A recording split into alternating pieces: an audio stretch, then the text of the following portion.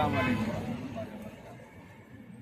മക്കയിലെ ഈ സായം സന്ധ്യയിൽ ഗസ തെരുവിൽ ഇവിടെ ഇരുന്നപ്പോൾ ഞാനൊരു സഹോദരൻ, അദ്ദേഹം അഫ്ഗാനിസ്ഥാനിലെ ഒരു പ്രധാനപ്പെട്ട ഒരു സാമൂഹ്യ പ്രവർത്തകനാണ്. എൻ്റെയും അദ്ദേഹത്തിൻ്റെയും ഞങ്ങൾക്ക് രണ്ടുപേർക്കും പരസ്പരം സംസാരിക്കാൻ ഒരു കോമൺ ലാംഗ്വേജ് ഇല്ല. ഞാൻ ഗൂഗിൾ ട്രാൻസ്ലേറ്ററിൻ്റെ ഒക്കെ സഹായത്തോടു കൂടി പഷ്തൂനോട് സാമീപ്യമുള്ള ഒരു പേർഷ്യൻ ലാംഗ്വേജാണ് അദ്ദേഹം ഉപയോഗിക്കുന്നത്. വിവരങ്ങളൊക്കെ ആരാഞ്ഞു. അദ്ദേഹം തൻ്റെ നാട്ടിൽ ചെയ്തുകൊണ്ടിരിക്കുന്ന സാമൂഹ്യ പ്രവർത്തനങ്ങളുടെ കുറേ അധികം വീഡിയോകൾ കാണിച്ചു.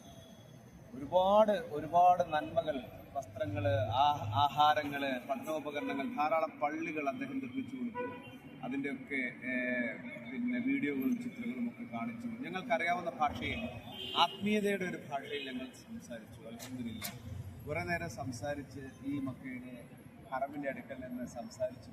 അതിനുശേഷം ഞങ്ങൾ യാത്ര പറയാൻ നേരം ഇനി ഒരിക്കലും ഭൂമിയിൽ ദുനിയാവിൽ വെച്ച് നമ്മൾ കണ്ടുമുട്ടുന്ന സാധ്യതയില്ല, അള്ളാഹു സ്വർഗത്തിൽ ഒരുമിച്ച് കൊണ്ടേ എന്ന് ഞാൻ എൻ്റെതായ ഭാഷയിൽ പറഞ്ഞപ്പോൾ, ആംഗ്യ ഭാഷയിൽ പറഞ്ഞപ്പോൾ അദ്ദേഹം വിരുമ്പുകയാണ് ഉണ്ടായത്. ദുആ എന്നുള്ളത് എനിക്കും അദ്ദേഹത്തിനും പരസ്പരം മനസ്സിലായി.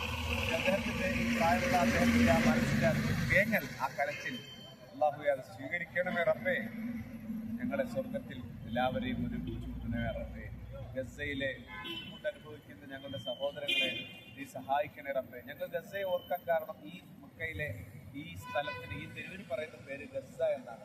ഗസയിലെ ഞങ്ങളുടെ സഹോദരങ്ങളെ കൂടി ദുആയിൽ ഓർക്കുകയാണ്. ആ വിതുമ്പൽ അള്ളാഹു സ്വർഗത്തിൽ നമ്മളെ ഈ ജന്നാത്തിൽ ഇൻഷാ അല്ലാഹ്. അർത്ഥത്തിലെത്തുന്നതാണ്.